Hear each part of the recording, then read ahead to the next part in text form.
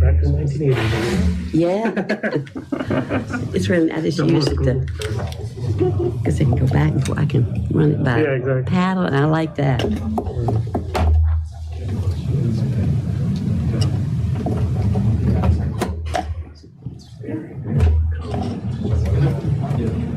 Believe it or not, they still sell them on Amazon. Yes, they do. This Like weekend. under the antique Antique section section. or Yeah, electronics? but it's like, oh my I gosh. think I've watched only 2. Whatever the problem is, I hope it's not When Brady expensive. played. At this point, we're about to move. You can't miss Right. that. That's See the a stuff great on. game. I'm not a big Brady fan, so. And then the other day when We got the YouTube last working, half. so we're live now. Great. Oh, we are? Okay, thank you. Okay, we'll go ahead and get started. We're live now. I call to order the meeting of the Manassas Park Governing Body for Wednesday, November 3rd, 2021. All governing body members are present in person, so there's no need to read the opening statement. First, we have approval of the agenda. Are there any changes to the agenda? I forgot to mention, I have one more closed session item. Okay. It's the same, it's interest from a business to locate in our city. Okay, is that covered? There's 2 of them. Okay. I just put Yeah, just 2. instead of one, Yep. yeah. And That's the only amendment I have. Dean is aware, so that if Yeah, he Dean has is to have a aware. separate citation, he'll... Correct. Okay. Yep. Okay, thank you. Okay, so that constitutes, I beg your pardon? So that would constitute an amended agenda That would with be. the extra, okay. Do we have a motion to approve the amended agenda? So moved. All in favor? Aye. Opposed? Abstained? Motion carries. Thank you. Please join us in a moment of silence and Pledge of Allegiance.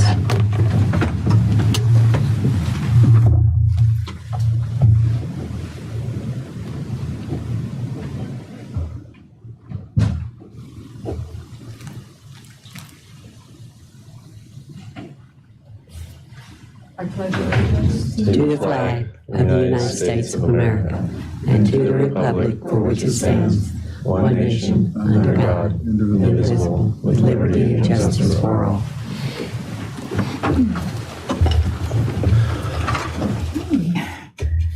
Moving on to public comment time. Mr. Christian, would you like to come to the podium, state your name and address, and limit yourself to 3 minutes?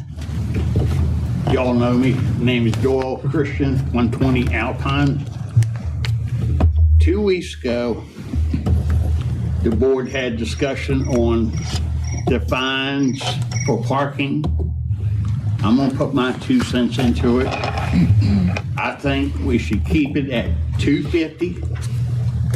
Let me explain the reason why. If I owed 150 taxes, guess what? I'm gonna pay that 150 instead of getting a 250 ticket. And then it would keep going. Common sense. And I talk to a neighbor. I tell the neighbors what goes on and everything. He rents rooms, and some of his renters said they get tickets, they're out of the park. And if they're out of the park, guess what happens to the streets? Less cars. It's a win-win in my book.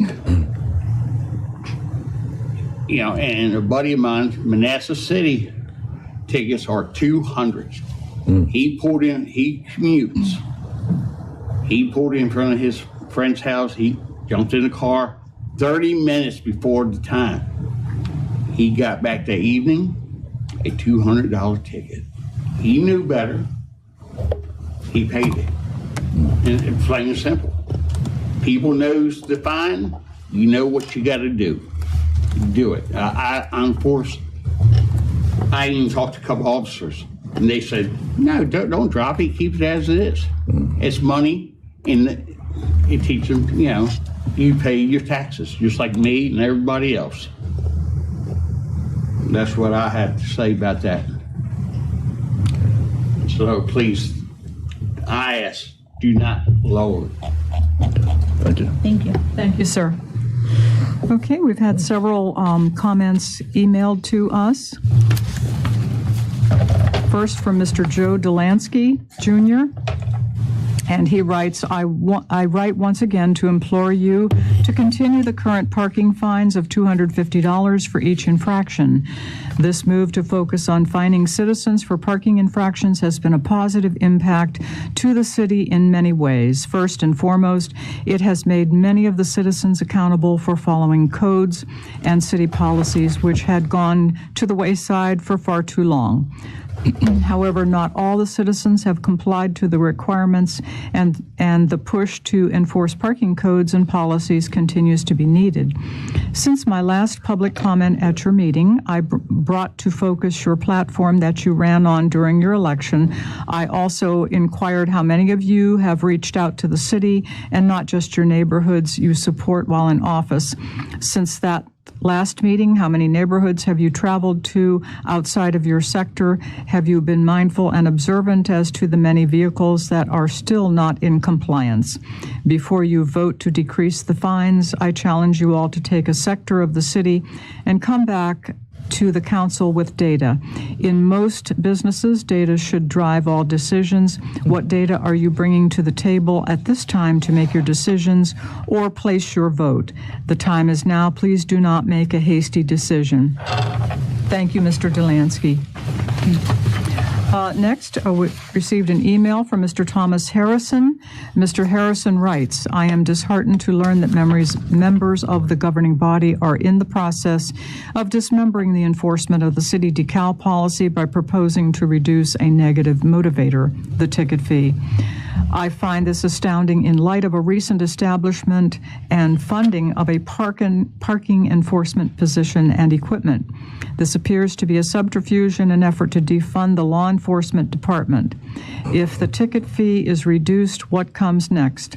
The defunding and the abolishment of the parking enforcement position? There may be a larger hidden agenda on the horizon.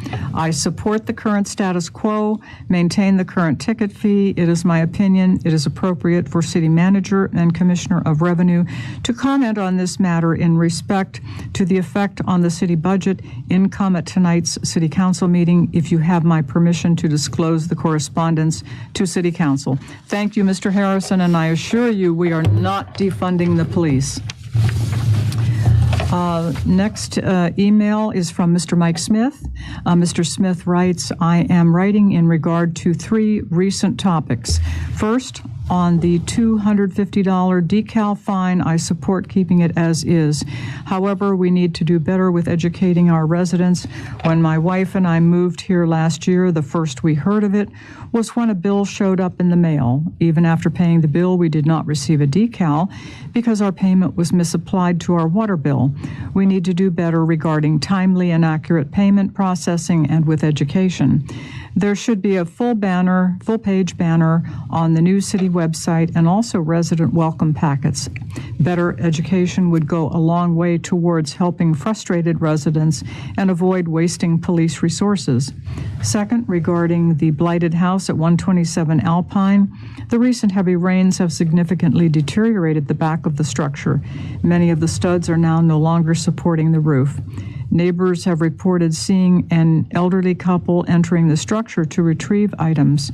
While I don't want to say people shouldn't be allowed to retrieve their belongings, it would be tragic if the roof or the floor were to collapse while they're in there. What are the city's responsibilities with regards to preventing access to unsafe structures? Hopefully, now that power and gas have been shut off, a timely demolition can be scheduled. Last, regarding the traffic circles located around the Blooms Crossing neighborhood, I saw there was a presentation on these a couple months ago. Not sure if any decision has been made, but my understanding was that the HOA is trying to abdicate their responsibility for maintaining these areas and turn them over to the city. I saw photos that these circles can cause expensive damage to our fire and emergency vehicles because they limit the ability for the vehicles to turn. It doesn't seem right that the entire city should be responsible for maintaining circles that are of no benefit to most residents. If the HOA is unwilling to bring them up to code for our emergency vehicles, they should be paved over or removed. Thank you for your time and dedication. Thank you, Mr. Smith. Okay, is there any other comments or that have been sent in?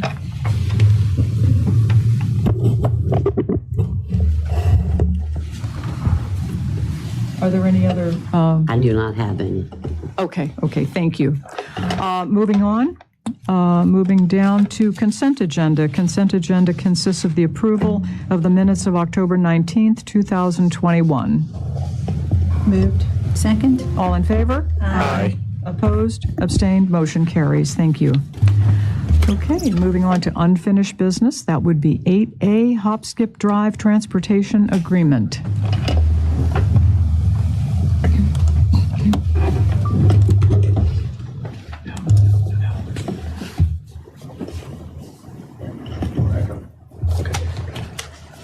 Good evening, Madam Mayor and members of the governing body. My name is Brandy Knights. I'm the Director of Social Services, and I came before you on the meeting held October 19th regarding the HopSkip Transportation Agreement.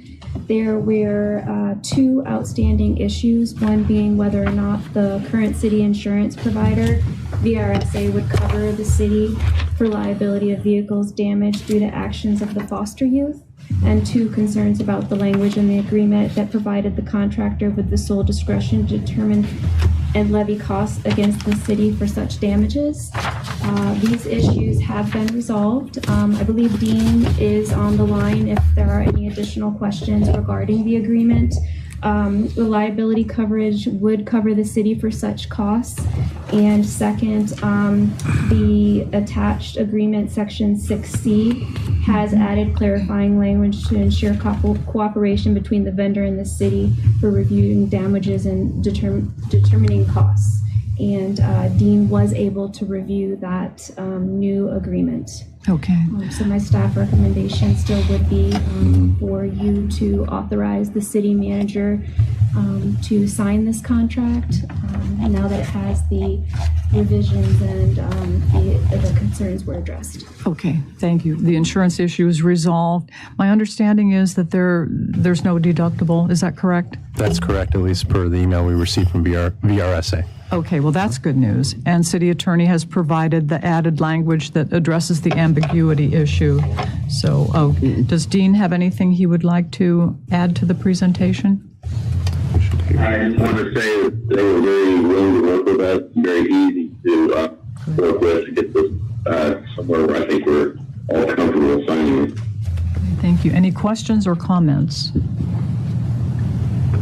No? Okay, no questions or comments. Then staff recommendation is that the governing body authorize the city manager to sign an agreement with HopSkipDrive Incorporated to transport a foster youth to and from Manassas Park City Schools in substantially the form presented, subject to final city attorney review. So moved.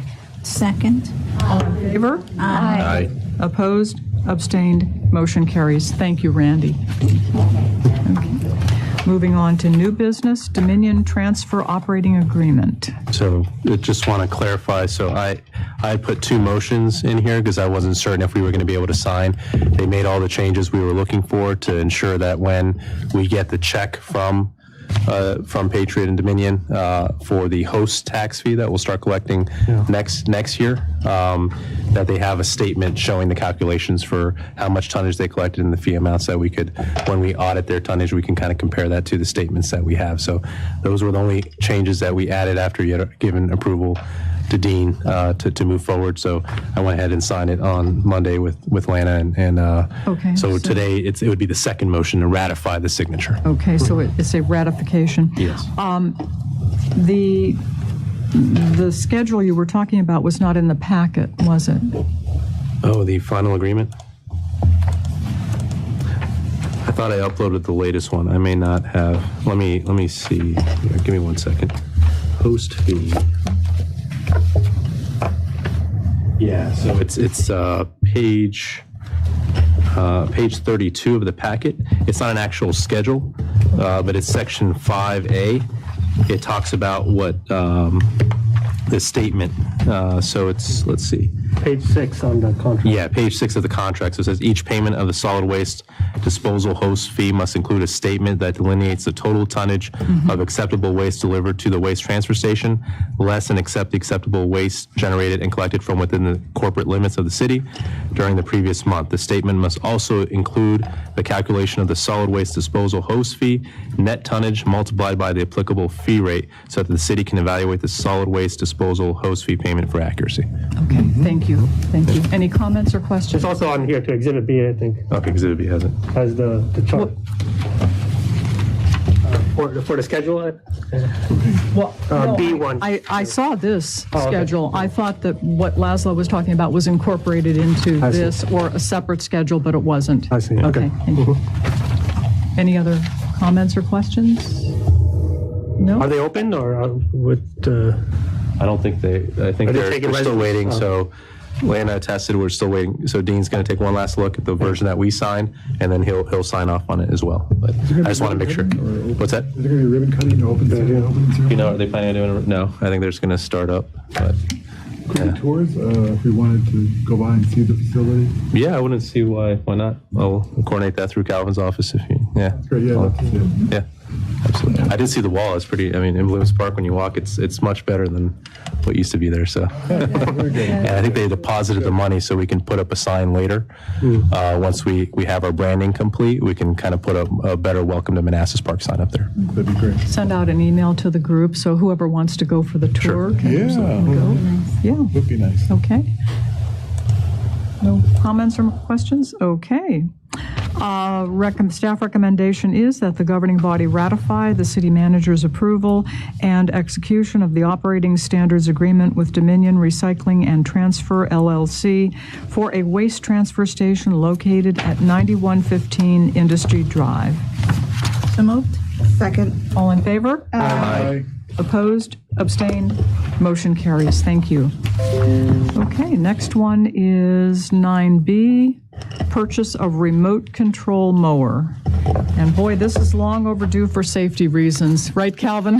Mayor Russell, Vice Mayor Banks, members of council, citizens, staff, and guests. I'm Calvin Odell, the Director of Community Development. In the FY22 approved capital budget, we had $80,000 for a bush hog track machine. I believe it was coined in the actual in the budget document, but it is a remote control track machine that allows an individual to, from a safe distance, operate inside of ponds with very steep slopes and ponds that have standing water in them without any risk of a machine tipping over as it tries to traverse the steep embankments and without risking getting a tractor and bush hog stuck down in the pond. We've battled this for many, many, many years. A lot of our ponds were built with the onboarding of the Connor Center, and there was really no stipulation given as to how steep the embankments of the ponds could be. VDOT's guilty of the same thing earlier on in their history, and now they require reasonable slopes on their embankments next to roadways and things because they have had incidents with machinery tipping over. But this is a very big thing for us that allows a single individual to take a machine out and address a pond without any safety concerns and without any risk to our machinery and equipment. So it's an efficiency as well as a safety measure.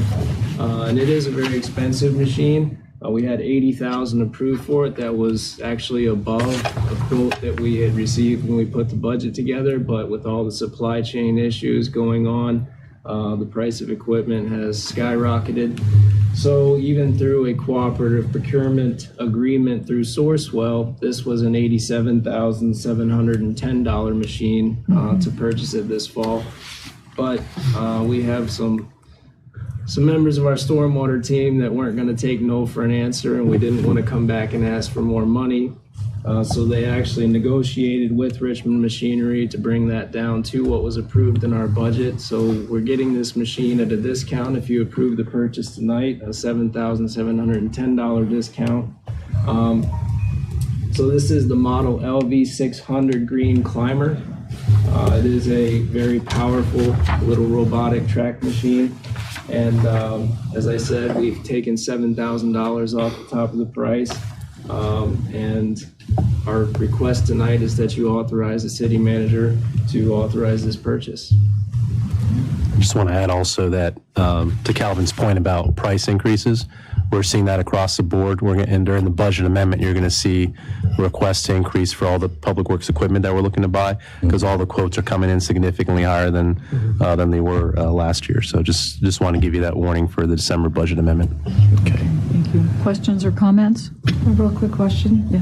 What's the lifespan on it, and is there a warranty? Because I'm thinking since it's being remote controlled. Well, I would have to check with Richmond Machinery. I believe Richmond Machinery is like a sole source provider for this region through the Sourcewell contract. I'm certain there's a manufacturer's warranty. This is a very expensive piece of equipment, so I'm certain there is a general probably 1 to 5 year warranty that covers malfunction of the unit based on manufacturer's defects. But we would, within a piece of equipment this size, we would hope that, they would cover anything that went wrong.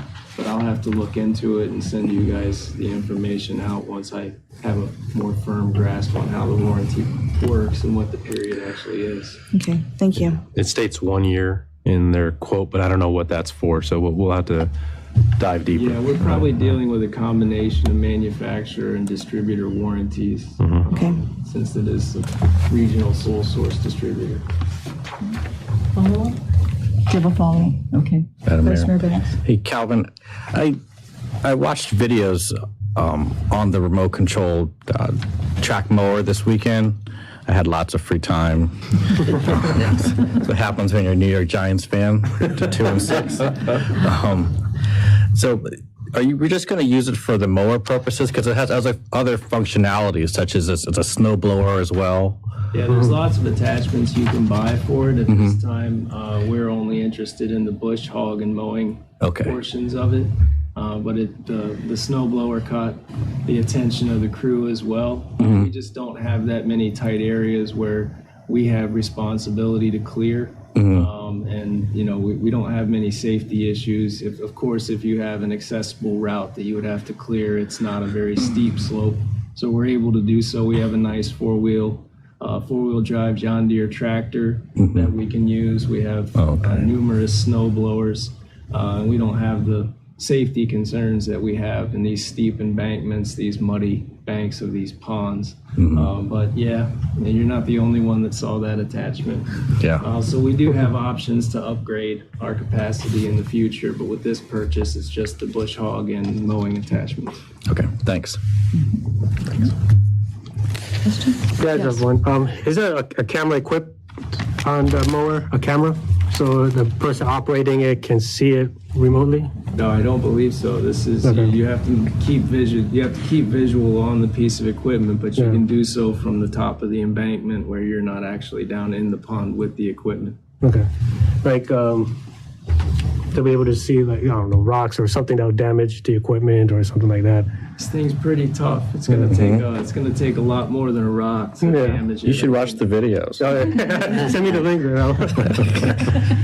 Okay. Follow-up, Steve? Oh, no. Okay. Any questions, comments? Okay. Staff recommendation is that the governing body approve the purchase of and authorize the city manager to sign the necessary contractual documents for a model LV-600 green climber mower from Richmond Machinery for an amount not to exceed $80,000 as presented, subject to final review by city attorney. So moved. Second. All in favor? Aye. Opposed? Abstained? Motion carries. Thank you, Calvin. Super. Okay, next, software purchase. Before Chris gets started, I just want to point out, I missed one thing on the financial impact table. I should have included it. It's on the slide deck for slide 6. So what's on the financial table, the impact right now is just the upfront cost, but the ongoing cost, and Chris will go over tonight as well, it's $7,000 increase. So we're currently spending $12,000 for this service with WTH. it would go up to $19,000 with velocity. So think of it, $7,000. What you're really deciding tonight is not just the upfront costs with ARPA, but you're also talking about the $7,000 ongoing impact. And I forgot to put that in the financial table, so I just wanted to highlight that. Yeah, 7,000. And that's a good point. Load it. Okay. Did you already upload capabilities? Give me a second. Pull it on my thumb drive.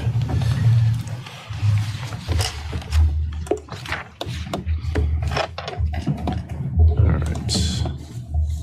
You want to start giving them the background? No, here, go ahead. And just real quick, I just want to make sure I have Chris Gabris from Blue Raster. You want to just give me a quick comms check? Hey, yes, I'm here. Can you hear me? Yes, we can. And is it going to just be you, and is Michael joining us? I'm not positive, so for right now it'll just be me. And if he jumps in, great. Great. All right, I'll go ahead and just give the quick background here, and there'll be some information on the slides, which you should have out in your printout packet, and I'll just, hopefully I can remember most of the initial talking points. But when we first, sure. You can just sit down and start talking about it. Okay.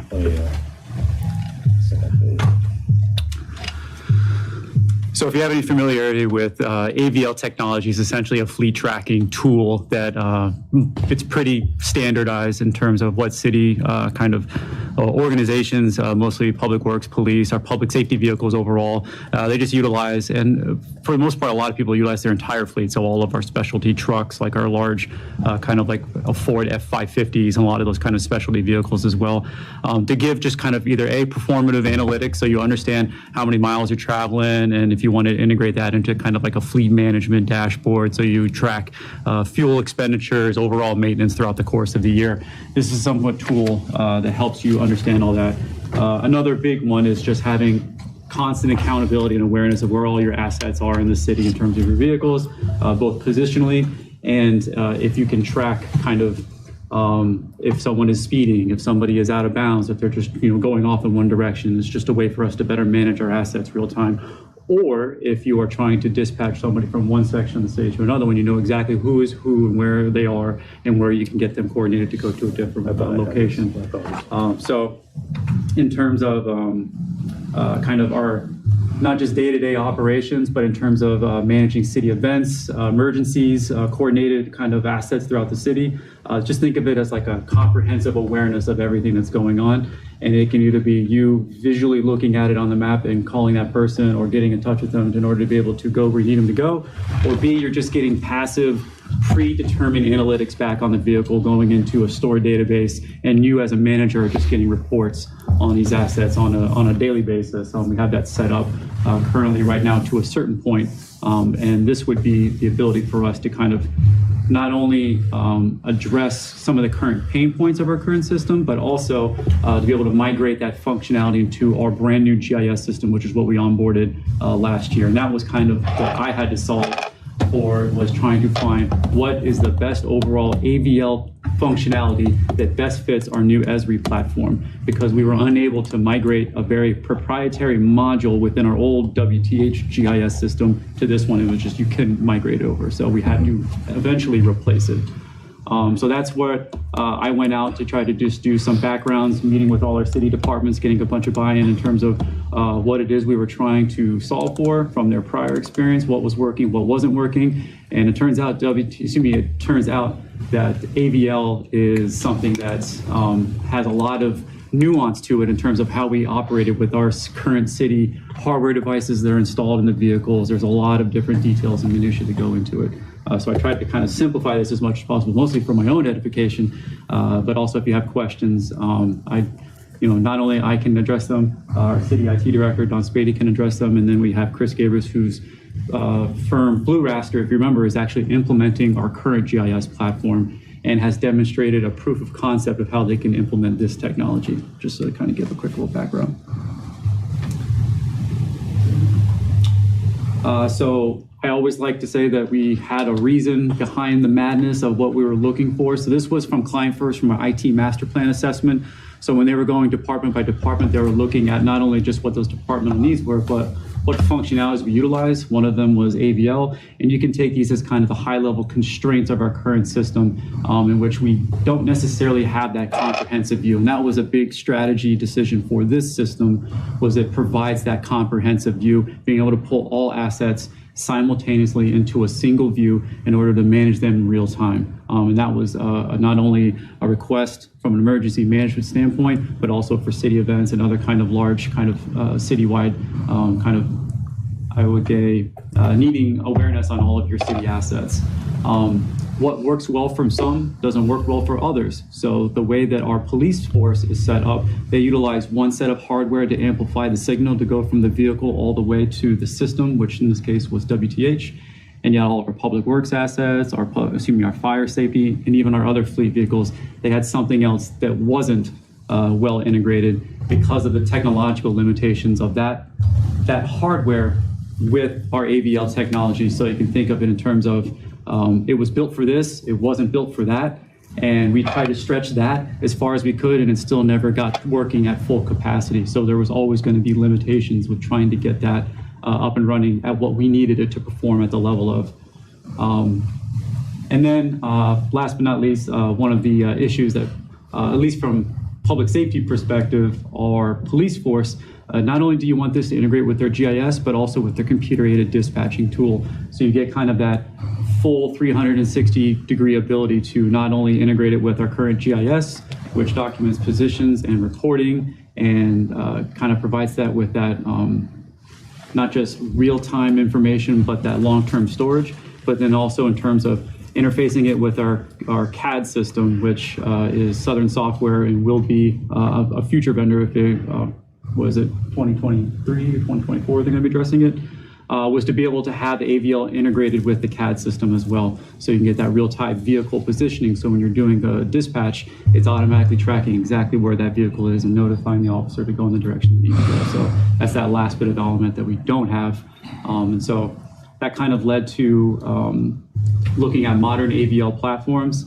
And so reducing response times, improving driver safety, so increasing the accountability status. If somebody were to break down, we know exactly what's happening with the vehicle full time, and then just constant comprehensive situational awareness for all of our fleet assets. That led us to velocity. So I'm not sure how people are familiar with what an Internet of Things type tool set is, but essentially it is a consumer of everything. If you can think of it, you can basically attach it if it is capable to be consumed, or in this case, listened to by a centralized device. In this case, this is the proprietary software provided by Esri called ArcGIS Velocity. It is essentially a comprehensive sensor, if you can think of it that way, in terms of if you have a device that emits a position or some sort of signal, this is able to pull that information into a single map, in this case for Esri, and be able to broadcast that in real time. And then not only do you have that live feed capability to consume this information coming in, you also have the ability to perform not just the analytics, you can interface it with all their individual applications. So right now we are mostly restricted to needing to monitor it on desktops. This will provide mobile flexibility, so you'll be able to pull up on a map at any time and any device that you've had, as well as constantly delivering not just those, let's say if you want an email analytics set up and you can just get, hey, this vehicle is now traveling 40 miles an hour over the speed limit, you can get that real time, but also it logs it in terms of having those kind of, I don't know, more aggregated reports, so you can get that information kind of built for a purpose in a, let's say if you have like as a manager, a weekly dashboard on your fleet assets. You can develop that type. So it is fully customizable and integrates seamlessly with our GIS platform. So those are some really, really beneficial takeaways from this. And it's why, for me personally, when we're constantly thinking about our city's new IT strategy, flexibility and interoperability are two of the primary core components of why we're always looking at new technologies. And of course, cost efficiency as well, which this one actually plays into. So this is just kind of a synopsis of what I just said. You can either look at this as kind of the high-level takeaways. There's a bunch of other functionality benefits if you go onto the actual website, and I can show you kind of where to learn more about Velocity as a tool if you have future questions about it. But The big thing about this is it's what it provides us with and as part of our service subscription. So not only are we just getting this kind of service turned on like a light switch, we're getting all of the associated capacity with it. We get 5 feeds, so they have different levels of velocity. So it's kind of like base level, like, it's all based upon basically how big of an organization you are. Like the Commonwealth of Virginia could have velocity and they would need level, like, whatever they would be. Instead of 5 feeds, they would have 500 feeds. So it all depends on the size of your jurisdiction. So 5 feeds was deemed sufficient for us as a city. That is the lowest level. It's their base kind of feed.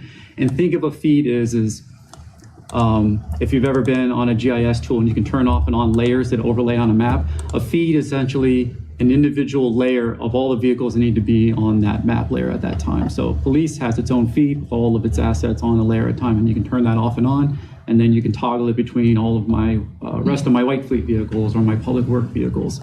So we get 5 of those, and the way that we structured it is that would be more than enough for us to have all of our city assets both on the same time, on the same app, and also segmented by use for you, for your department.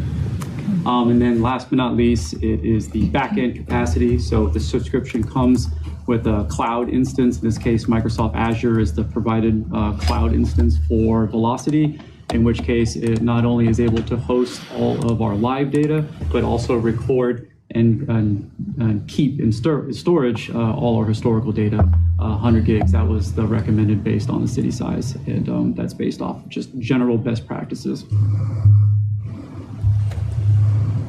So the big thing for me was then looking at that last measure I talked about in terms of what the city strategy, and the big part of that is going to be cost efficiency. So migrating from a more legacy type system to something that has a lot of robust capacity. These are kind of the long-term costs that are associated with each individual service. So the big thing was, my takeaway was we were going to have to improve this, and we were going to have to increase it to its full capacity to meet the mission of the city.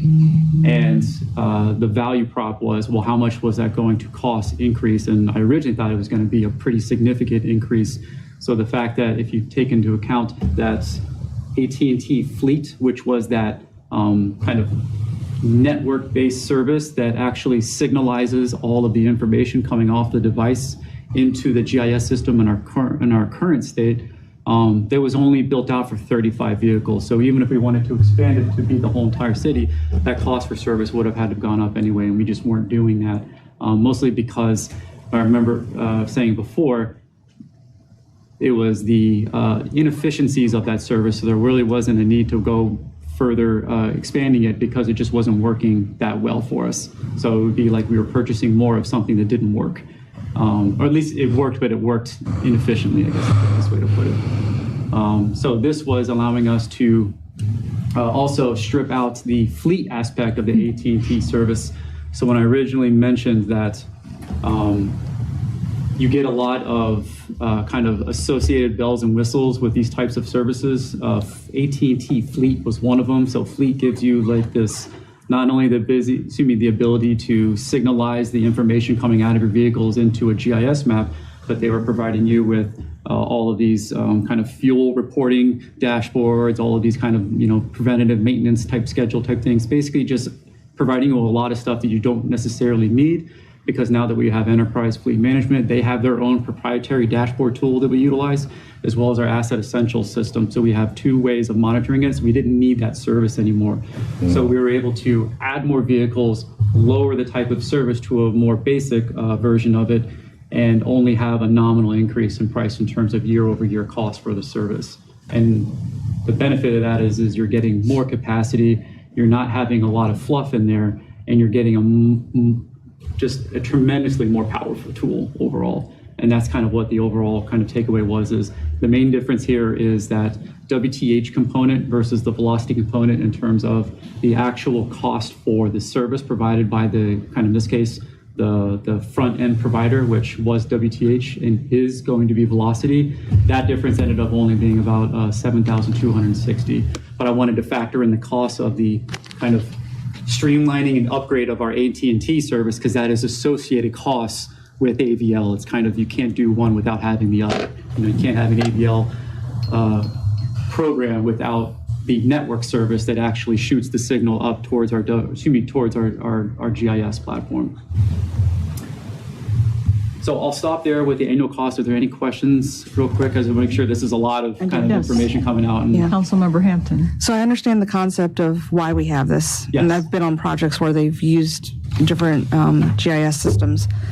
So I understand the concept. What I'm having trouble grasping is an actual use. Like, give me an example of what we would do with the data. Because you talked about looking at the data, the dashboards, like a real world. Yeah. I know you have a couple off the top of your head. Yeah, just a couple top of my head. So when there's a snow emergency and we're plowing vehicles, we can actually use the analytics here to track which roads have been touched and when plowed. For any other windstorms, we've had a lot of windstorms where we had down power lines, and tracking where we're positioning our vehicles to respond to those power outages, where they're at, how many resources we have available, where we need to send police as well. So police analytics for patrol, where are we patrolling? Does that align with some of the data that we're seeing on the other side, right? So this tool has a lot more powerful analytics than our current one. It allows us to do that, where we currently can only just see vehicles. So I could guess where Public Works is hitting up roads. This allows us to do, once we fully flesh it out, to do more of the analytics. Yeah. And so how do you do it now? Do you just call in and just kind of manually track? Our guys are really good, right? So they're doing a good job, but in communicating, it's to get a better situational overview from a management level. That's where it's helpful. But tactically, our guys understand very well where they're plowing, where they need to hit up. They do an unbelievable job, but we need to have good oversight of that and track it as well with analytics as well. Okay, thank you. And I would just add one more part. There is also that element of being able to discover more uses of it. So we are now limited just without the veil of our constraints.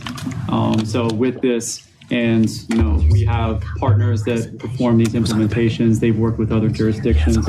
We can always learn more about what potential uses are out there. So if I were to have this subscription, I can then go to a Velocity AVL kind of webinar and learn just more about and now we have it. And is this something that we would want to build out for our city reporting capabilities? It's just I guess the potential usage is even more robust than even we can even think about. We just don't know yet. Yeah. So our current system is pretty stagnant, is what I'm hearing, and it's outdated. It is a legacy technology, and it is one where there's a lot of kind of elements of it that are actually going away in terms of support. So the need to modernize was there. So here was, let's modernize it to something that will always have, and I would consider always, but somewhat limitless capacity, because it is just a much larger and stronger platform.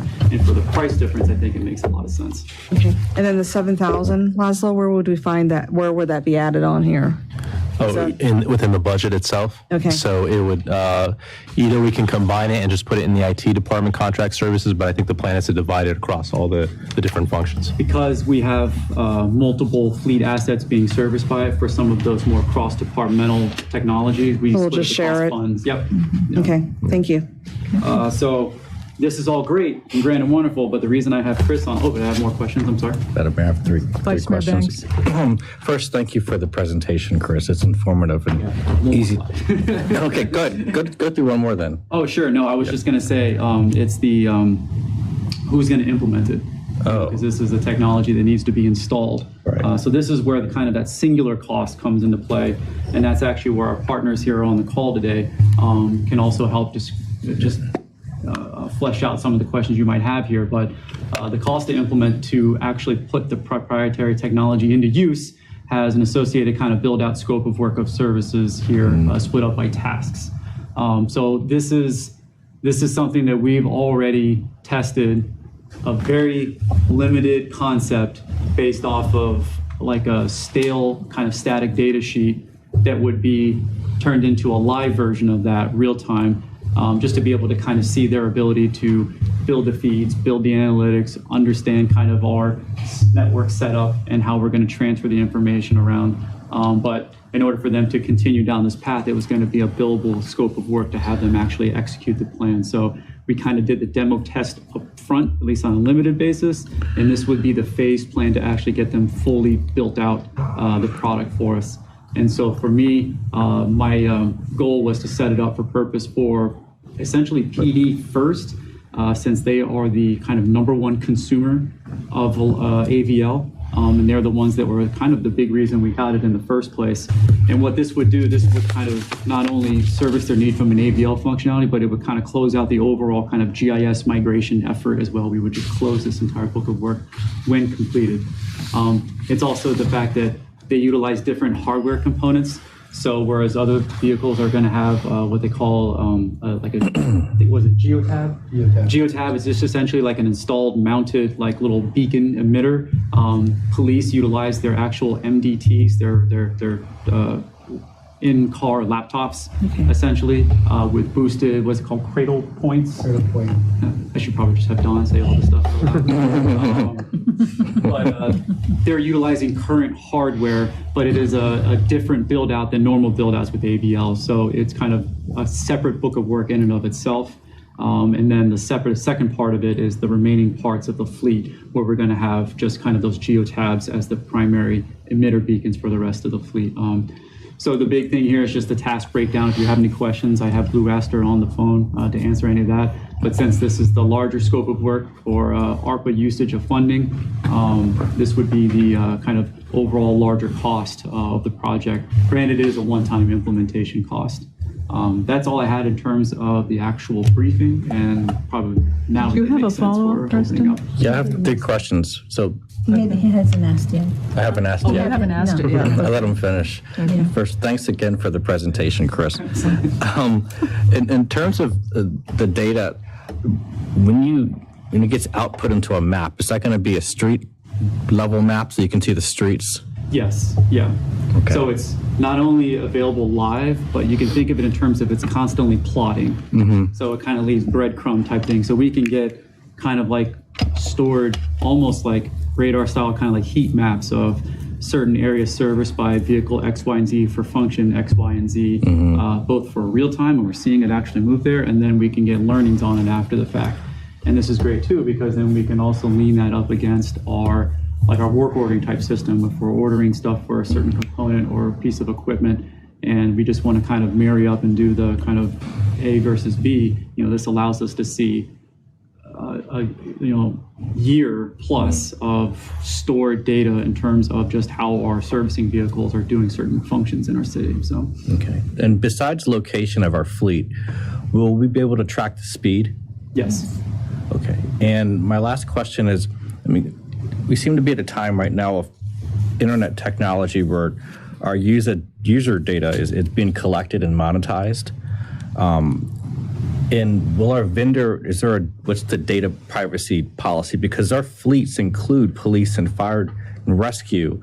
And so I'm just concerned about the data from the location and the speed of our vehicles being monetized and being what's going to happen to it. Is it going to be sold to someone's third party? That's our subscribed kind of cloud, Microsoft Cloud, Azure is the name of the product. So that's a hosted secured environment. So, we're not having it kind of be transferred anywhere. It's essentially coming through our vehicles into whatever kind of, I would have to have them probably describe how Velocity transitions that into the handoff. They had I couldn't find the actual kind of, like flow chart, I guess, but there is a handoff from post analytics being performed real time to then going into storage mode, and it goes into the cloud, which is ours, which is, like I said, it's an offsite, and those are, secured cloud environments as well. Okay, thank you. That's Interesting. Councilmember Moore, did you have a question? I have a quick question. Yeah. Oh, How long will the information be stored? So how far back can we go? I think it's in terms of capacity, not by years. So it's one of those, it's kind of like a cell phone, if you reach your gig limit, you have to purchase more. But we would make sure that we have what is a standard city retention policy for information is usually 5 to 7 years for short and long-term type storage. I would imagine 7 years, 5 years would be kind of, I don't know if the current system stores it to a certain level for WTH. There's an agreement in place. But I need to know that you can get storage really cheap through Amazon. It's not web service being used, and you just pull it when you need it. It's very cheap. So there's like a AWS, almost like a zip function for cloud storage. So it's like you have the ability to basically collapse the bandwidth for long-term storage. So essentially it's like if you had an Amazon product of having a cloud storage capacity, that's one environment, and you can query that and pull that, and it's a live one.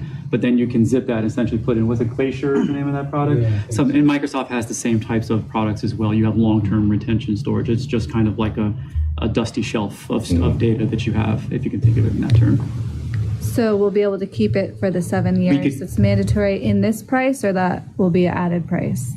Within this price, to my knowledge, yeah. It just depends on how much data we end up creating, in which the 100 gigs was based off of what was shown to me, unattainable amounts of data there. Because in terms of the type of data you're storing, it's just like, it's like very minimal usage. It's like attributes in an Excel sheet, essentially. Okay, thank you. Questions, comments? Okay. Yes. Hey, thanks for the presentation, Chris. Just two questions. The time frame for task 1, 2, and 3. So what's the time frame? What kind of time are we talking about? Well, I'll definitely kick that over to Chris, who I don't know if you heard that ask, but basically just, let's say if we were to start tomorrow, what would task 1 be? What would task 2 take? You can just do in terms of overall, would like actual like hard calendar dates, or just timelines of like the X amount of weeks or X amount of days? Either one. Okay. So in terms of weeks and days, Chris, because it's tough to kind of look at 300 hours and know what that really means, because it can be spread out. And I see your point on that. Yeah. Yeah, I think that in the past, we're looking to have a lot of pieces ready to go, pending approval, and I think our overall goal because we could hear him before. Hey, Chris, hold on one second. We're having some microphone issues here. Yeah, it's up as high as it goes. Can you try again?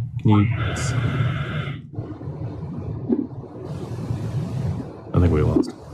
No, he's still It could be his audio. Is he calling back in? Really hard. Are you able to hear me? Yes, thank you. Okay, great. So yes, in discussions with Chris on this in the past, we're looking to have a pretty quick implementation of all 3 tasks.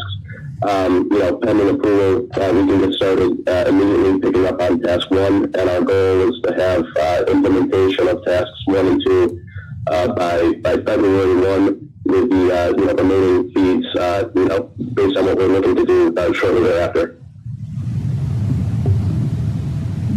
So task 3 deployment will be implemented by roughly when? Next year? Q1 of 2022.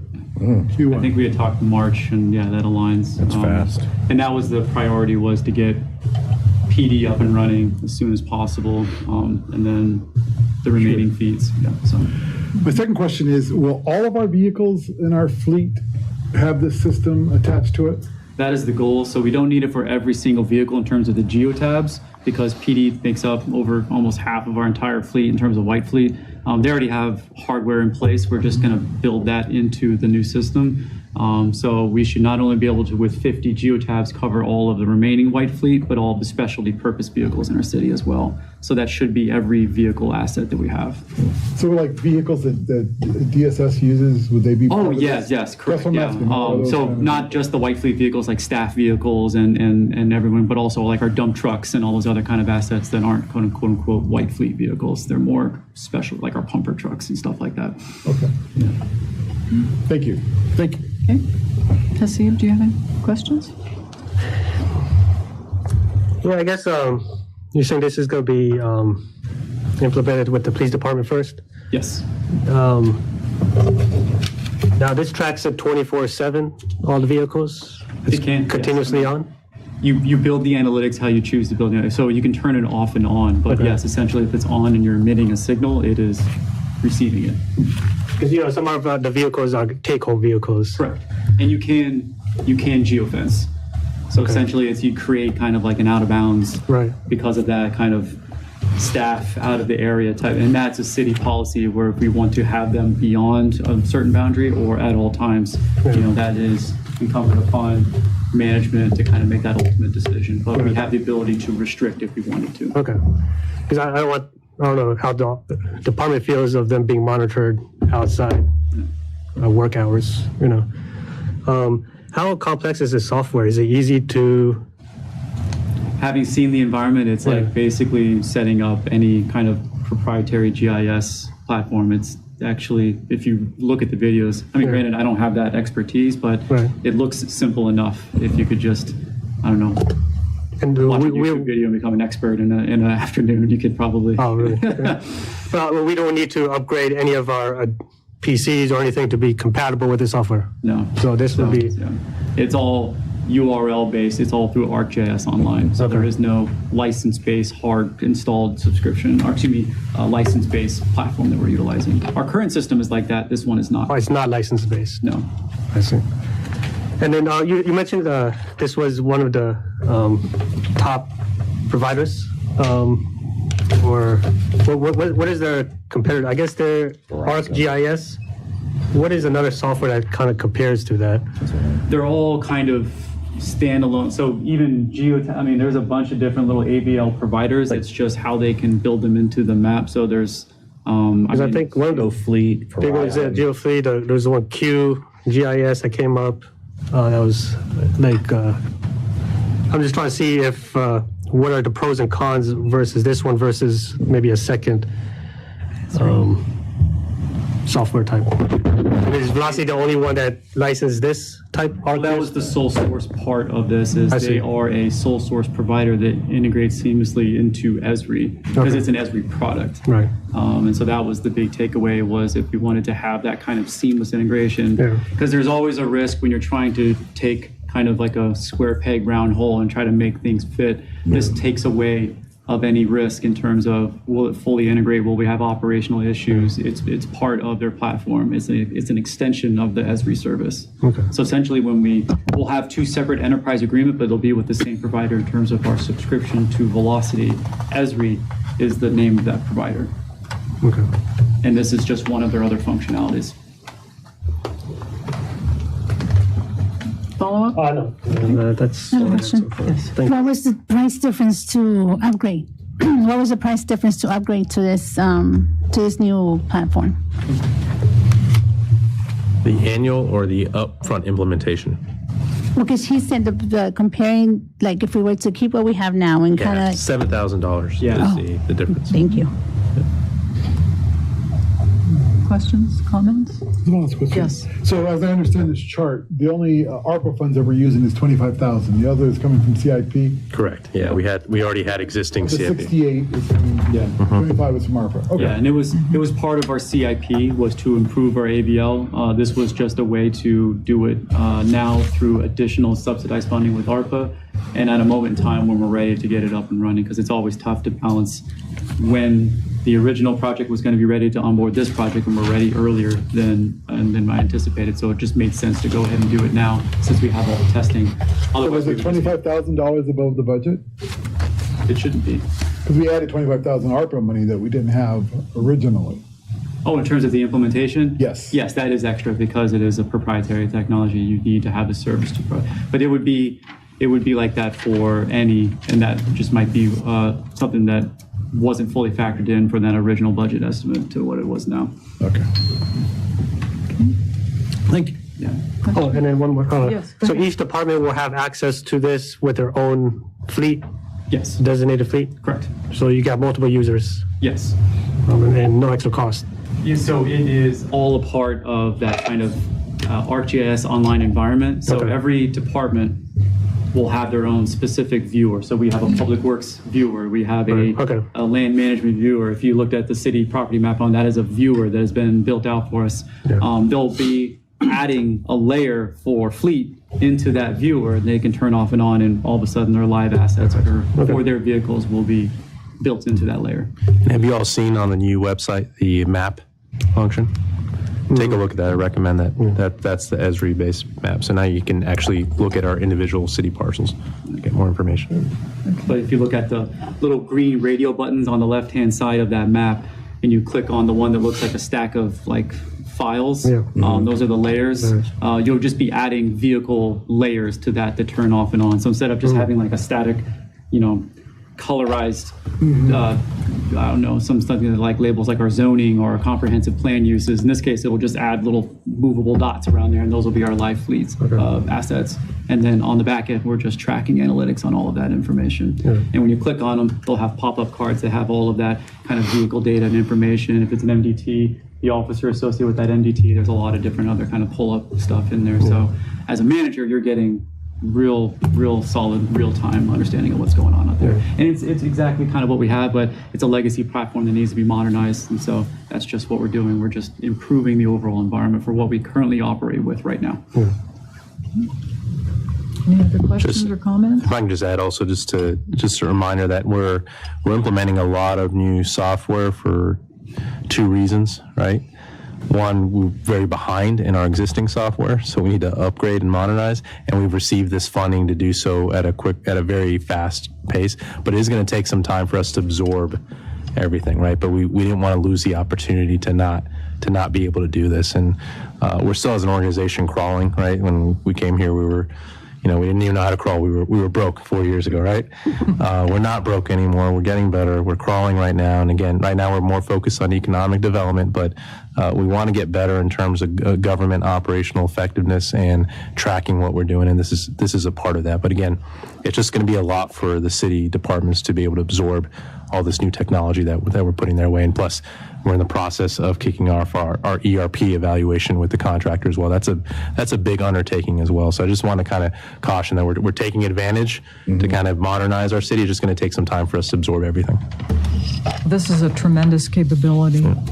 Tremendous. Any other questions or comments? Okay. Staff recommendation, there are two motions. The first one is that the governing body authorize city manager to enter into a sole source agreement with Esri for its ArcGIS Velocity product for AVL services at an annual cost not to exceed $19,346 as presented, subject to final review by city attorney. So moved. Second. All in favor? Aye. Opposed? Abstained? Motion carries. Okay. Second motion is that the governing body approve the Blue Raster Statement of Work and authorize city manager to sign any contractual documents to fully implement ArcGIS Velocity on behalf of the city at a total cost not to exceed $49,500 as presented, subject to final review by city attorney. Moved. Second. All in favor? Aye. Opposed? Abstained? Motion carries. Thank you very much, Chris. Okay, moving on to 9D, we are revisiting our CD-Decal Ticket Fine. Yeah, not much to add beyond my memo. I think Dean provided an updated motion that's a little bit more clear on what the next steps are. But again, there's two options that I put forth based off the discussions we had last time. And if there's a different option, please let me know. But from my understanding, the options were either the status quo, which is option 2 here, of keeping it at 250, or the number came out last meeting at 125, which would cut it in half. The beauty with the 125 is if you pay the ticket quickly, you're being responsive. You're not burdened with the full 250, but it's really capturing those people who are just kind of ignoring the city, and it would go up to 250. So they're eventually going to have to pay the 250 as well. Number 2 is not the status quo. It is. It is a status quo. Okay. Yep. Yeah. Yep. So we're again right now we're only charging $250 as of today. Right. Right. Yep. The financial impact, I know that was an issue that was raised. We did our calculation based off of this fiscal year, Q1. If we multiply that out for the rest of this fiscal year, now that we have the parking enforcement officer, you're talking about $148,000 loss in revenue with option 1, the $125 ticket fee compared to the $250 fee. So what we looked at is who's paying within the first 30 days, right, at the $250 rate, and then taking the difference. Does that make sense? Because once it's past 30 days, it's the $250 anyways. So just isolating the first 30 days of people paying within the first 30 days, the $250 versus the $125, and extrapolating that across the fiscal year, you're losing about $148,000 in ticket revenue by going with option 1. Okay, thank you. Let me share my thoughts on this. In my opinion, number 2 is really a compromise position. It does not lower the ticket the cost of the ticket, but neither does it have a 30-day penalty.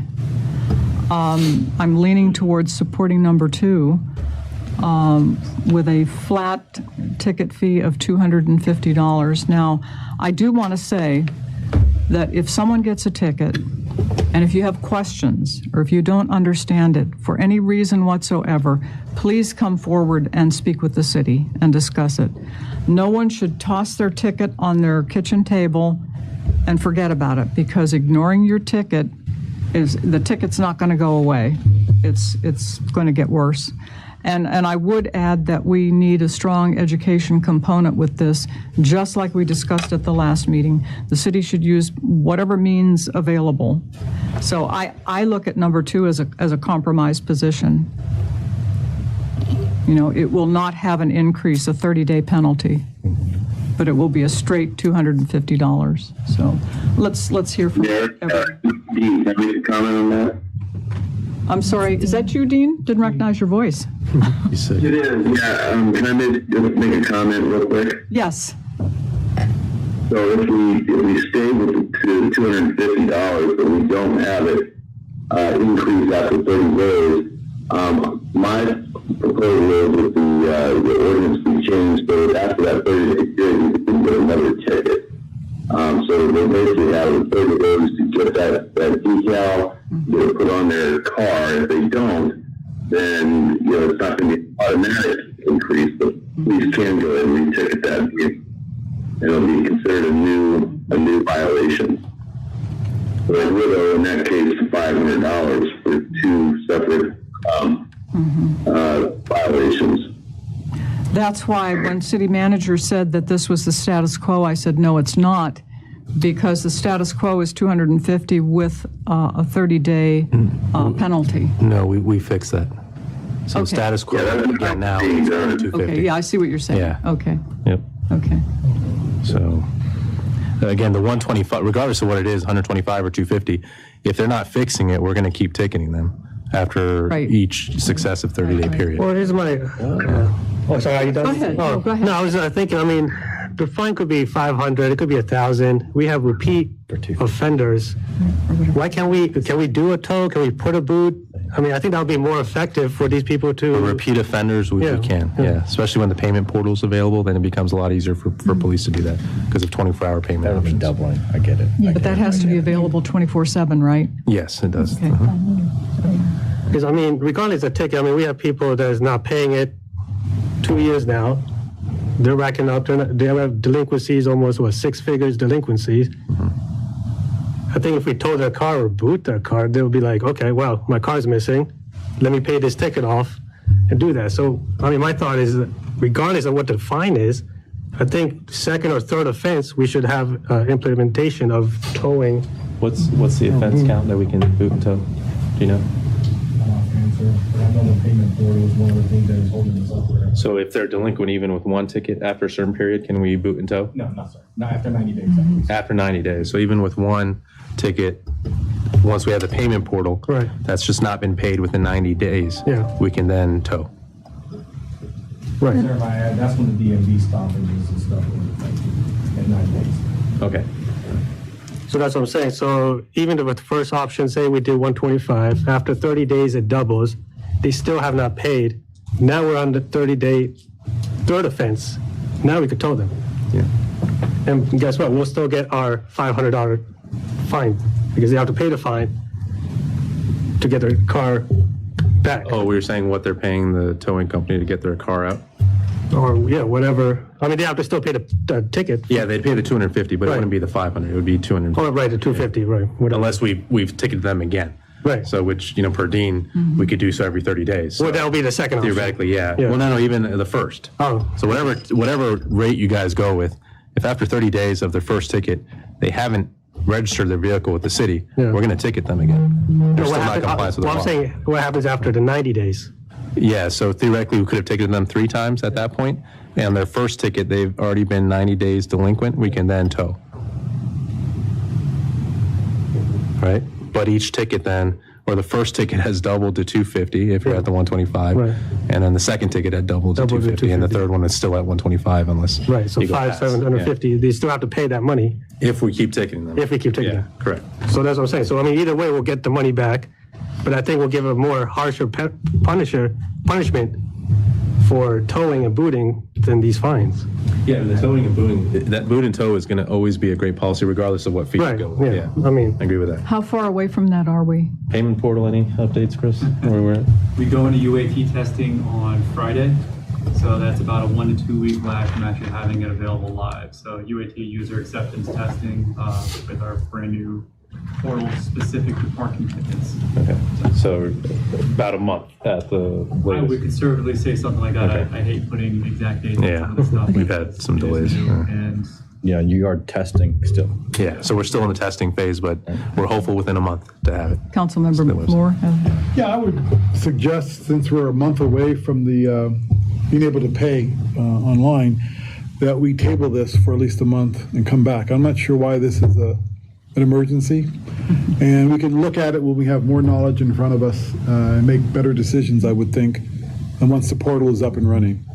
To see how We effective, can table this. to see how effective towing is. Yes, to see how effective, yeah. Let's table this. Leave it for- at 250 then until we Yes. get some more information. Correct. And then What is your, Did it double? I was leaning toward the 250 anyway, so leaving it there is fine with me. okay? but then will it still double though? No. No, it doesn't We stopped double. that. We stopped that. We don't double. So that's what I'm saying. So you guys are favoring option 2. That's out of here. That's out of here. Well, not, yeah, a while back. So option 2 is what we're favoring. Yes. Yeah. And tabling it until And the we get reason more I favor information. option 2, it's $250. People are going to take it seriously. Prince William County just raised theirs to $250 because they're having a problem, and there's no 30-day penalty involved with this. So I think it's entirely fair. But anyway, go ahead. Yeah, I'm for option 2, and like the gentleman said, and like we said last time, sometimes your property tax is a lot cheaper than your ticket, so I still don't understand why you wouldn't pay your property tax. Vice Mayor Banks, what is your perspective? Yeah, I'm considering, I've listened to Mr. Smith, Harrison, and Delansky, and Mr. Christian. I'm for option 2, the 250. Laura? I'm all about the 250 and tabling it till we have more data. Yes. Including with that data, we'd like to see if there's any correlation between people paying their tickets and an increase in capturing outstanding tax dollars on those cars. There, I know that's probably a hard so remember ask, I went but- over that at the last meeting. I So know. there's definitely an increase in tax revenue since we've done this. But there's not an increase in the motor vehicle license numbers. There's an increase in number of cars. So again, it baffles my mind. Yeah. You see, you have more cars, so the motor vehicle license number should have gone up, but it did not. So something's, I don't know what's happening there. Maybe the numbers you can But get. your tax revenue and the number of cars is going up Yeah. with, yeah. Yeah. There's got to be a correlation. If we could just use the tax revenue. Yeah, that from a number of vehicles and tax revenue, there's a correlation. For the motor vehicle license registration numbers, there's not a correlation. And again, that doesn't make sense. But Well, neither does the That's the infield fly rule, but it's the way it goes. And I have a question for everyone on the governing body. If the majority of us are in favor of the 250, why are we tabling it? Yeah, I don't- Why are we deferring? I don't know. That's a good question. I'm not for deferring, I'm for just going with option 2. Option 2 tonight? Yes. Okay, option 2? Yeah. Okay. Yeah, another question is, what is our, sorry, what are you going to say? Option 2. Okay. Good. Oh, exactly. Yeah. Go ahead. Oh, sorry. I was asking, what is the fine for not registering a vehicle within 30 I days? emailed that. Well, back, let me look it up. My apologies. Do you know off the top of your head? No. Okay, let me see. Weird. Failure to register. Let me look up my email. Not registering your vehicle. But you can't start Yeah, if you don't have your registered vehicle, you can't get that small decal on your license plate. Which you that's get- what my argument is, that you do get a ticket for that. which is not 250 though. I think it's Why we're not 125. increasing the registration fee to that? I'll be in favor for that. Because we have a lot of plates from Maryland, we have plates from there. That should be a $250 fee. But again, that's all governed by By state law, so we would have to check and see what our flexibility is for increasing. Just like this was governed by state law with the 250. Right. I have to find this email. I believe it was. Do you remember when I sent that? Yeah, it was like 75 or 100 or something like that. I want to say, which makes no sense. I mean, it's basically the same thing: registration, decals. No, For some no. Things. No. One's based on paying your taxes. One's Well, that's why this fee is higher, because we want to have people taxes, right? Once is registering your vehicle. Right. Well, I'm saying Prince William came up and they were just focused on registration. So if you want to compare apples to apples, then what is our registration fee? Okay. I get All you. right. So the state, invalid or expired registration and expired state inspection, both of those are $40 each.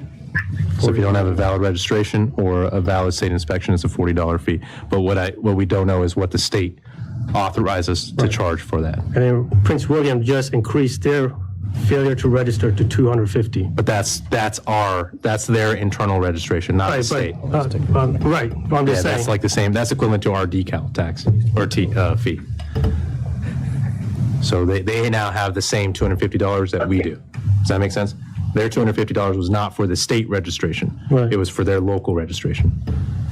So for like Maryland state tags. No. For their people in their city failing to go to their, well, I don't think they have commissioner, they have a tax department, I think. Their tax department here, Commissioner of Revenue, and registering their vehicle to Prince William County, regardless of whether they registered with the state of the Commonwealth of Virginia. What that $250 is that they failed to register their vehicle with Prince William County. Right. That's the same thing as here we have the decal as proof that you've registered your vehicle with Commissioner of Revenue. And I think that's the confusion with people in general, is that they don't understand that when you change your driver's license, that doesn't necessarily mean that they've registered you to your local government. Right. That's one of the biggest It doesn't roll over. And I think that's where the confusion is with everybody that's moving here and don't realize that, especially if you've lived in Fairfax and you want to come over here. Fairfax doesn't require a sticker, so it's a lot of education that needs to be. Right. So, I mean, failure to register Virginia license plate is $40, you're saying? Okay. And then failure to register within the city let me is clarify. $250. So it's not changing your plates to Virginia within 90 days. You can only do that as part of a traffic stop. Right. Like so, right? So, but if you have a Maryland plate that has expired registration or a Virginia plate that has expired registration, then we can issue a parking ticket at $40. But if you don't have a Virginia plate, the state does not allow us to issue a local parking ticket, but it does allow the police to ticket as part of a moving traffic violation. Does that make sense? The police pull someone over. Correct. Without Okay. I don't know if that happened. Any other comments or questions? Yes. Yes, several of the individuals in public comment this evening spoke of a lack of an educational component, and I'm not sure when we will address that piece of it, because it does seem like it's very important to be able to educate people who are newly moving into our community, and what is our plan of action going that's forward why for I education? referenced that in my opening remarks, because I think that's a very important It is, component. absolutely. But I don't think it necessarily has to be in the motion. Well, it would be nice to be. Well, I will just tell you, one of the recommendations was that we create a resident welcome guide. We've done that. It's on a new website. And actually, we were at Trunk or Treat this past Sunday, handing it out to the over 2,300. You missed me, yeah. I was with my daughter, kind of going around as well. Come give candy for me. Yeah, but then I went to the booth. So we had over 2,300 people show up, right? Not all of them are residents, of Amazing. course. Yeah. But at each event, we're trying to hand out these resident guides that have this information as well. We can also just add now if you notice, if you go on the new website, it has our mask policy, we're going to change that to decal information as well, because that's just such a big hot topic issue right now, just to kind of get the information out there. I would say, again, from looking at the data right now of where the majority of the violations are occurring now. A lot of it is per kind of ratio of number of people. It's at the apartments, right? So it's getting those property managers to remind their residents, and every time they issue their resident their parking pass, they should let them know, hey, by the way, you're also going to have to put a city decal, so you should head over to City Hall. They don't do that right now. So they'll issue them a apartment parking pass and not let them know about the city requirements. So it's constantly encouraging these property managers to do that, and it's a tough What leverage battle. do we have with the property managers other than encouragement? We don't. I've been trying to get them to change their name to Manassas Park Yards versus Manassas Yards. It's a private entity, so I'm not sure what else we could do besides what we're doing right now, which is ticketing their residents. I wish we could ticket the property managers as well for failing to let their residents know about this, but yeah. And what about the water bills or? So the residents in apartments don't get the water bills. That's what I'm saying. So that would cut them out. It's too bad. Yeah. Could we It's a pin, difficult thing to do. It is. Go ahead. could we pin your notice of decals on your Facebook page for like a week in a month so that when you go into the page, it's the first thing you see? Oh, so it just stays up top. Okay, yeah. That's a great idea. Is that something we can do? Or you just pin it? Okay. All right, that's a good idea. And As a follow-up from last meeting, the city manager has requested that the community maintenance working group actually reach out as part of, incorporate the entire plan to reach out to the apartment buildings. Yeah. so it's not just city staff, good. it's also Us, Right. yeah. them acting on behalf of the governing body Yes. to push this message out. Good idea. Okay. We also got those moving signboards that we can always use as well. We usually put those up for, decals and other things, and so we push the messaging out, but again, we'll keep doubling our efforts, I guess. And have we started We just ticketing? have to keep doing it. Not yet, so November 5th is when we'll It's 5th. start. Yeah. Okay. And I think I think it's going to be never ending because there's this constant turnover in the city. Right. I once spoke with Chuck Colgan, who used to be our state senator years ago before he passed away, and he said every time he ran, he had to reintroduce himself to 25% of the population. Right. Because of the turnover. Yeah, So, Northern Virginia has a Yeah. lot of Yeah. people who move in and out. yeah, we're very transient to a certain extent, so that's an ongoing issue. Yeah. Any final comments? Well, I got three more comments. Sorry. Yes, go ahead. You guys indulge me here. So the option 2 here does not double or keeps it flat 250. That would mean that the police department would have to do an excellent job in logging cars every 30 days. What do you mean? To make, because we want them to pay, because they might not get ticketed maybe 4 months down the line. But that's true regardless of the fee amount. What you just described, that, the ability to reissue a ticket after 30 days, it's regardless of whether it's 125 or 250, that still requires us to track that vehicle received a ticket within. Well, yeah, the tracking part, I'm saying after 30 days, option 2 gives us an ability to re-ticket them. So does option 1. Option 1 gives us, if you don't pay the first ticket, it doubles automatically. And we can ticket you as well. And you can ticket, right. So that's more of a harsher penalty than the option 2. No, because you're do them at 250 plus 125 versus 500. Well, then you get another 250. No. So in scenario 2, let me just go through it. So scenario 2, you pay the 250 up front. After 30 days, you get ticketed again. That's 250 again. So it's $500. Assuming that they get them after Yeah, but you 30 have to days. assume the same thing for both scenarios to do apples to apples. Okay. The first scenario, you do 125, and then again, 30 days, 125, right? So that's 250, Right. plus the doubling of the first 125, so add 125 to that, so it's 375. So you're still getting $125 less. And 125 doubles to 250. Correct. And then you After issue, 30 days, correct. and now after you- 30 days, you can issue another 250. No, 125. 125. Oh, yeah, 125, and then issue that 250 or something. Excuse me. So isn't us, now that we have the ability to scan the plates, we now have like a running record of cars and how they're parked and how long they're parked, correct? So that would assist with tracking the 30 days? We just install the software, so let's. It's gonna take a bit. Yeah, I get that. Yeah, But- I usually meet with parking enforcement every two weeks or so, and we kind of go over some of the data. So I want to get a feel for how that's working first. Yeah. Before I definitively say yes, but theoretically, yes. What you're saying We'll is. say in true. theory, yes. Okay. And then my last comment was, all right, so they don't pay property tax, they get the ticket, decal ticket, they take the ticket, they pay the ticket, right? Did they pay their property tax? So police can't, and they have to accept the parking ticket. Right, payment. exactly. Can't force So- them to- they could pay the ticket and not pay the property tax. I mean, the whole point of this is to have the property tax paid. Yeah, so I think the argument is the higher the fee amount, the more incentive it is to actually then go pay your property tax. Assuming that they don't want another ticket, right? Correct, yeah. But that's where the repeat offenders coming from. That's where, I mean, like you said, we have orange decal still on Alpine. We do. That's what, 2 years ago. Yeah. And it's throughout the city. You drive around, you see it. They're getting ticketed. They're getting ticketed, right? But they're not paying the ticket. Eventually, they'll have to. I mean, eventually. Yeah, some of them are paying the ticket, but they're still not And we don't even know if they're even paying the property tax at that point. Well, you will because you've already not. got the sticker. Correct. Or I should say our decal, the color of the decal. If you don't have the appropriate color of the decal, Right. you're going to get a ticket. Well, that's what I'm saying. These ones with the orange decal still. And they'll get 2 another. years, they probably got ticketed. They're probably $1,000 parking fines right now. It's 3,000 up to a year, so. Yeah.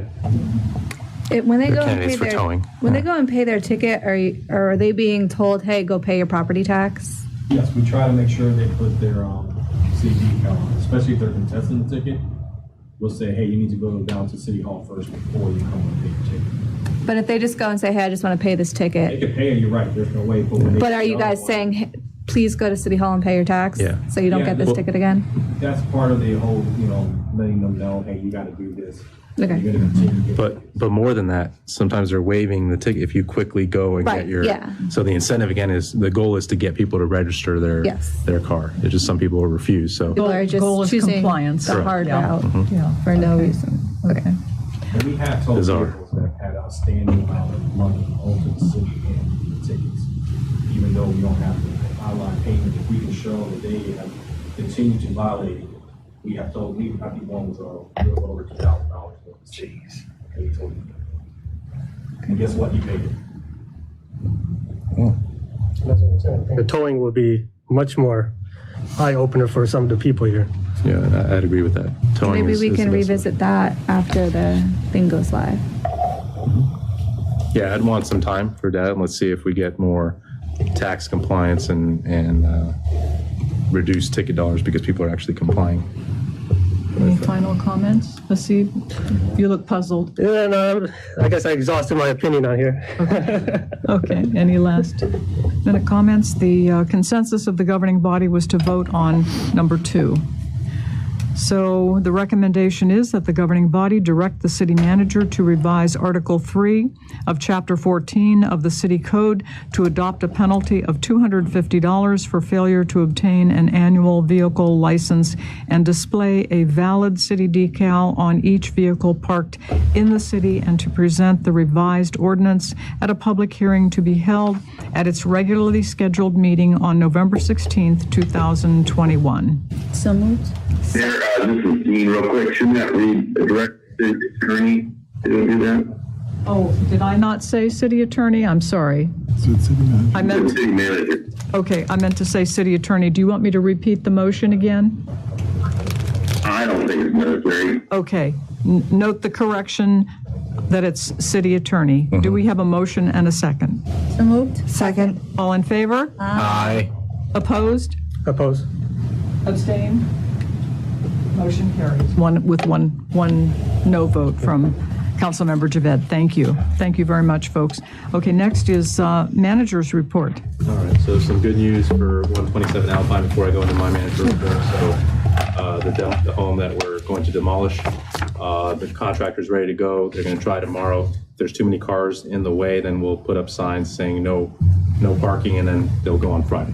Okay. So like I said, it's sometime this week, so either tomorrow or Friday, the demolition will start. Great. It's good news. Good. It's good news.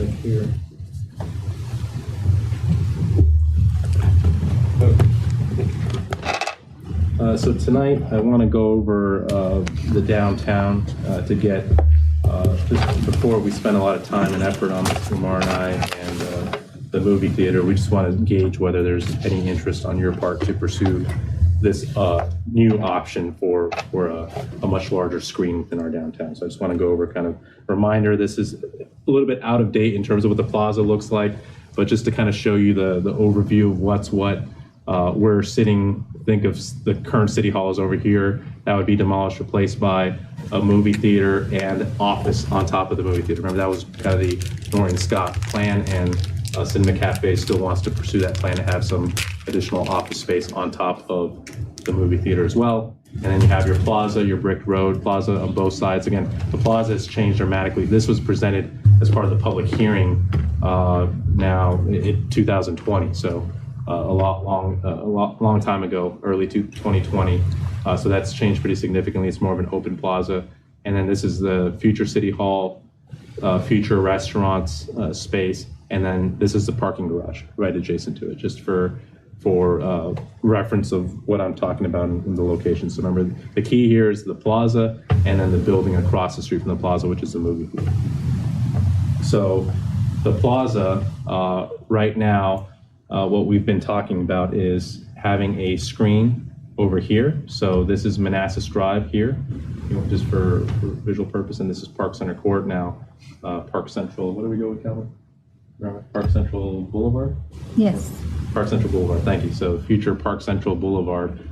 This is the new City Hall and then the restaurant space. So right now the plan is to put a smaller screen like this, and I'll have a better picture of what that looks like on this side here, so the people sitting here can view that, and maybe you get a good glance from over here, but it's not as close as the people that are over here. That's kind of what we've been going with, just to introduce some entertainment aspects to our plaza as well.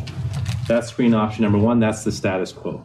What I'd like for us to see, if you would at all be interested in it, for me doing, is evaluating a second screen option and coming back to you all with more data on what that means and what the cost would be as well. The second screen option would actually, instead of this one, so we'd get rid of this and we'd just put some more additional outdoor dining, and we'd have a larger screen on the movie theater building itself. Okay. So everyone on the plaza now would be able to see that clearly. Does that make sense?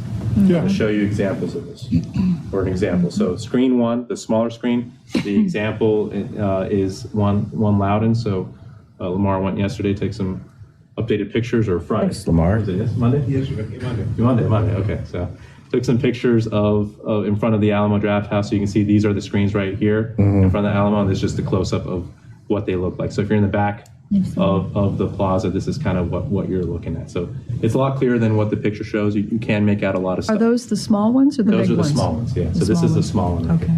Right? So the example for the second one is in the Mosaic District in Vienna. This is the larger, this is an actual movie theater here.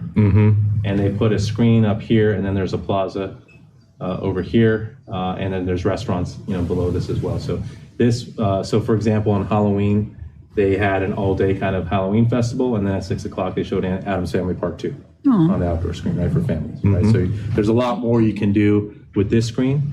And then just as a reminder, we've been exploring the option of creating kind of drive-in theater capabilities in case the pandemic, again, we have a variant and things get scaled back.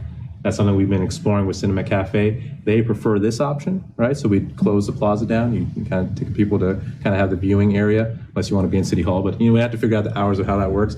But the beauty of this is on the weekends you can show movies like during the daytime as well. With most drive-in screens, unless you're going to get one that's incredibly expensive, you're not going to be able to do that, and they're less weather resistant. So in the Alamo Draft House that I showed you in Loudoun County, during the pandemic, they did have weekend evening drive-in movies, but if there was a little bit of rain or wind, they'd have to cancel the show. This is a lot more weather resistant, so you can, of course, if it's raining, you're probably not going to do this anyways, but if it's windy, you can still have an outdoor movie as well. So this is just a different idea that Cinema Cafe is very interested in doing to enable outdoor movie options as well, and that we would partner with them as well for the city to kind of show what we want to show, whether it's sporting events, right, or other things where we can bring the community together. So imagine a large event in your mind. A team from Washington makes the finals, right, and we're bringing everyone together as a community to watch the game here, the Olympics.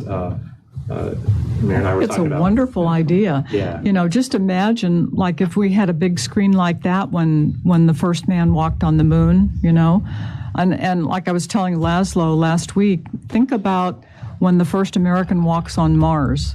I mean, people will be gathered around that screen watching, or any major event, really, you know. It's a good way to kind of have a common central community gathering place where we invite our residents to come together and watch an important event together on the screen.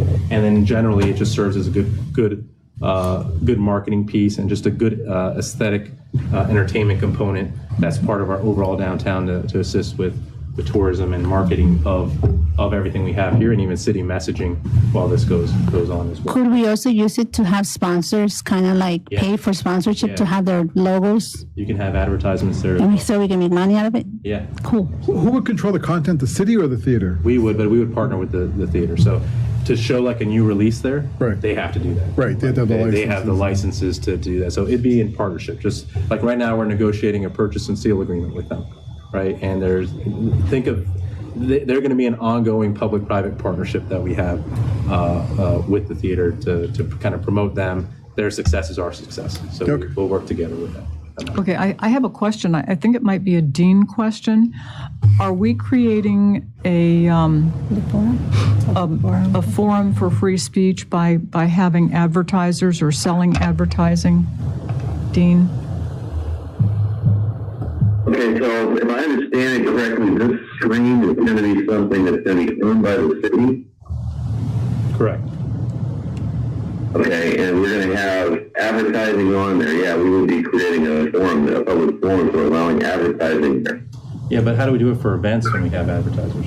I didn't understand what you said. What was that? I said, how do we manage it with events, public events where we have advertisers with banners? Well, we have to have a policy in place of which advertising.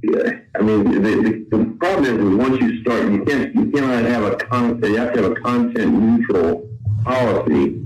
We can set something up where they have to be contracted with the city somehow that we can allow them to do it. I mean, I'm not sure what you want to do is, so I can't really give an answer right now. Yeah. Can that be a detail, like I said, that we go back and investigate along with pricing and everything else? Because we were planning on doing it with the small screen anyway, so if it's an issue with the big screen, it's also an issue with the small screen, regardless. So it's something we're going to have answered, but I always thought because of how we do public events where we have banners and other things where people are advertising, that as long as it's part of a city entertainment event, that you're able to do that. But let me follow up with Dean. We'll have a conversation. But regardless, the overall concept is wonderful. Yeah. Okay. I think I have one more slide, if that's okay. So my recommendation is that we pursue this screen option to determine viability, right? And bring back to you all for a decision. We'll flush that. So just like the mayor had a great question right now, please email me any questions that you may have, any concerns. If you even want me to pursue this option and bring it back to you. If you guys have no interest, just tell me tonight and we'll completely drop it. But again, it's just a better option for more visibility to everyone on the plaza. It allows us to do a lot better kind of movie events and better kind of city events overall, utilizing that screen as well. And again, we were previously utilizing it's in the ARPA budget to help them out with drive-in capacity or some kind of capacity for them to showcase movies even during the worst parts of pandemics to continue generating some kind of revenue. So in essence, we're building our own Times Square. Yes. Well, Mosaic. I would hate to say Mosaic. Mosaic. It's pretty cool. Yeah, but I mean, in essence, that's for us. That's what it's going to be, is like our Times Square, so that we could have like on, we call it New Year's Eve. We could have our own little thing. We can have an artificial ball drawn. Whatever our imagination allows us to do with city events. Yeah. There's Halloween, Christmas, whatever we want to do. We have now options and we have the option with the small screen. Don't get me wrong. We have this is much more robust for the entire, especially when we shut down the plaza, you have the brick road and it's a full-on event.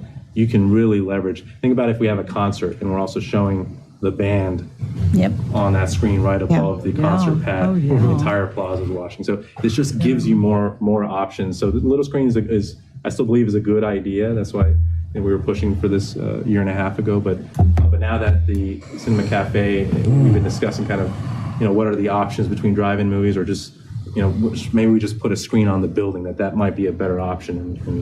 And again, Lamar took the pictures from Mosaic to help us out here. And so Okay. Where it's just something we feel we should evaluate right now before it's too late, because we'd hate to make the mistake of going one direction without fully evaluating our options. I think Councilmember Mensing had a question. I just had a question. If it's a movie that the theater is sponsoring, would there ever be any instance of them charging a fee to enter the plaza and closing it off?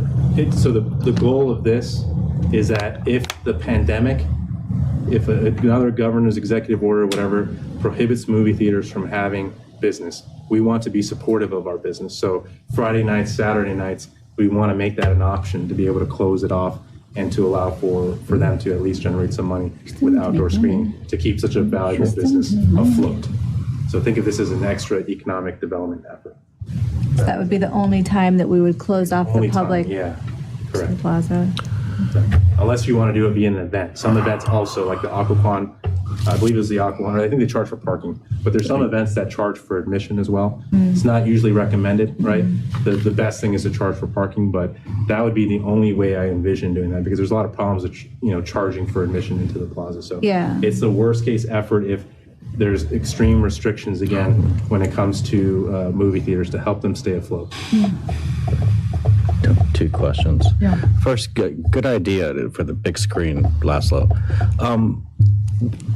Can this be used by the schools? Because graduation, a lot of times, not all the kids have tickets for their entire family, so that they've got overflow. They can go here and watch the graduation. Again, it's all left to our imagination and what you all want to show there. So if that's something that makes sense, and I thought they went to the auditorium and had a big screen there for that. I don't know where they go. I'm sorry. Sometimes there's not enough space. Not enough Yeah. space. And my other question is, I frequent Mosaic, so I know you need space. Do we have this, because you have to be certain feet back in order to see it, because it's so large, and to look straight up is that one's higher. So if you notice, that one is almost like a up on the third story, right? This one would be a little bit lower. It may not be as big either, because remember that one, the theater is above restaurants. So yeah, to your point, if you're probably going to be standing right in front of the theater, you're not going to be able to see it. But somewhere along Park Center Court, you're going to have visibility. So can you show the space that we're going to have for the viewing space for this again? Because that's critical. Yeah. So my guess is that if you're here, you're not going to be able to make it out. Somewhere along Park Center Court, it will probably be the line where you can easily make it out, and then the entire plaza. So where's the screen going to be? Up here. Up here. Okay, up there. The purple box. So we should have some type of seating for across the street, right? Some type of bench seating or something. They literally have bench seating at Mosaic for across the street, so you can view it. Yeah, that's the goal. Regardless of which screen option, we're actually going to have benches and tables with chairs. Because remember, we have the splash pad right here, so we want families to be able to sit down on both sides of the splash pad and watch their kids play there, watch whatever's on here, or just enjoy their meals outdoor, whatever they want to do. We're already planning on putting outdoor tables. The beauty of this option is, again, it gives us more space for even additional tables to put out as well, and just everyone have better visibility of what's on the screen. Okay. Are these going to be fixed structures, fixed benches, or can we just move them whenever? Some of them are going to be fixed. Like you see this little structure plan, it's a pretty heavy duty, so there might be like a bench that's fixed to it. But these tables are movable. That way, if we have an outdoor event, we can move them somewhere else to give more standing. Right, that's what I was thinking, to get the flexibility there. So the tables and chairs for dining, those are all movable, but the benches, I believe, are kind of bolted down with the kind of the plantings over here. Okay. And these plantings kind of serve an extra purpose where it demarcates where this restaurant kind of has their outdoor dining space. The coffee shop can have some outdoor tables, and the restaurant over here has some outdoor tables that are kind of theirs, just for their patrons. And then the city can close off this if we ever need to, and just use this part of the plaza for any kind of public events without negatively impacting the businesses here. Okay, that's it. Thank you. Okay. Did you have a question? No question. Look good. Love it. What's the concerns for lighting and noise? I mean, audio is gonna be playing. We got residential apartments, and then we also have those condos right next to it. Yeah. So it's the same, so the events that are going to be allowed are going to be concerts, so regardless of the screens. Right. The vision always with the downtown is this is the place where we're going to be loud. So if you're living in the downtown, You know. You can expect it. you should expect that this is the place where it is. Right. So if we can move all of our loud events to that commercial court. Yeah.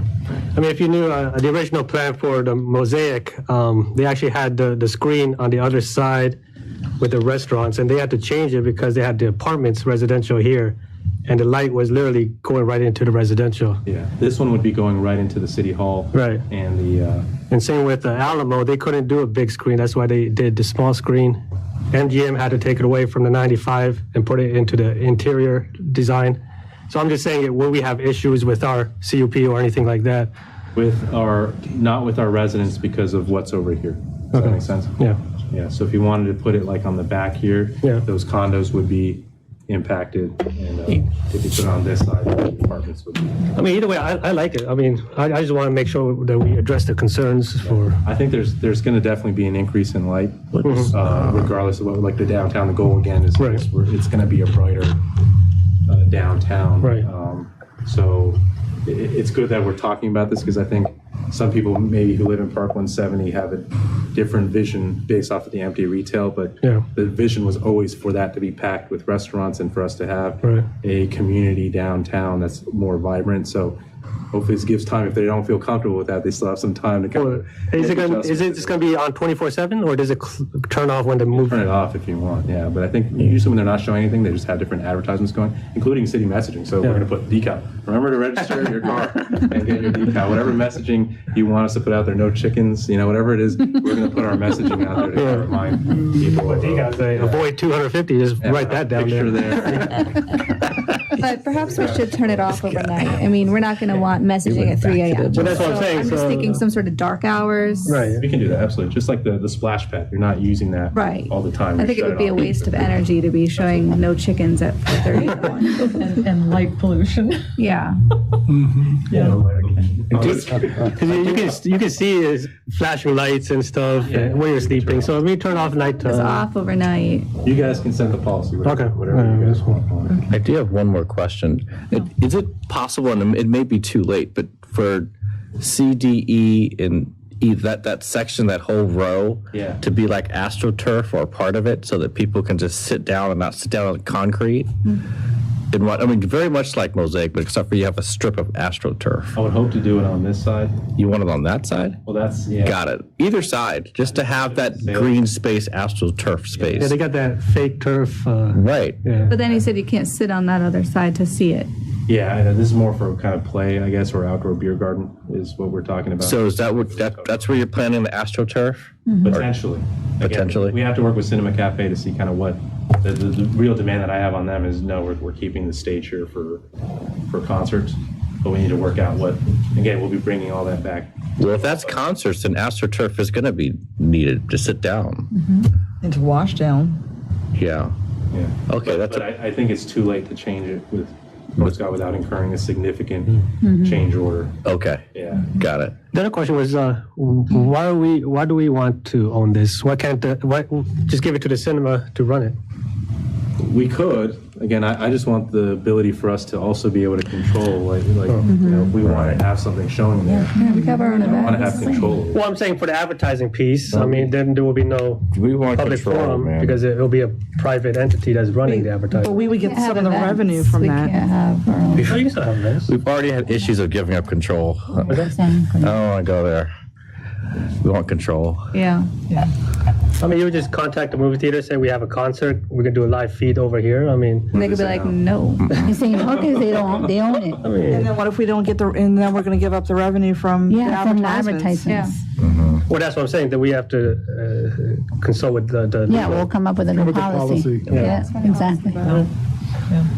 Are we? What's your question tonight is whether or not to go forward and investigate. Yeah, investigate and bring back to you all kind of a final proposal if this is even feasible. So are we all in agreement that we want? We want more information, yes. Yeah. Yes, And then where's the financial cost? Green option That's what two. I'm bringing back. Oh, okay. yeah. It's definitely more than the, but again, we already have budgeted dollars For the small for one? the smaller one, so we can take that, reinvest along with the ARPA money for driving, combine those, and then we'll see what the delta is. Okay. That's it? That's it? Okay. We do have a closed session. So, City Attorney, would you read us into closed session? Yes, I recommend the governing body go into closed meeting for the following purposes: to discuss the disposition of city-owned property, or discuss in an open meeting with adverse effect of bargaining position of the city, pursuant to paragraph 3 of section 2.2-3711 for Virginia. To discuss two prospective businesses where no previous analysis has been made, business interest in local to the city, paragraph 5 of subsection 2.2-3711 of Virginia. And to consult with the city attorney regarding one, contract negotiations with GCC LLC to amend the existing property parking of City Hall and Car House parcel. 2, a proposed amendment to the purchase and sale agreement for the 8-acre tract, and 3, a prospective lease for city office space pursuant to paragraph 8 of subsection 2.2-3711A of the Code of Virginia. Okay. Do we have a motion? Second. Okay. All in favor? Aye. Opposed? Abstained? Motion carries. We'll go into closed session. Take a 5-minute comfort break. I didn't hear anything you said. Nobody's like listening to Charlie. Yeah, Charlie Brownish.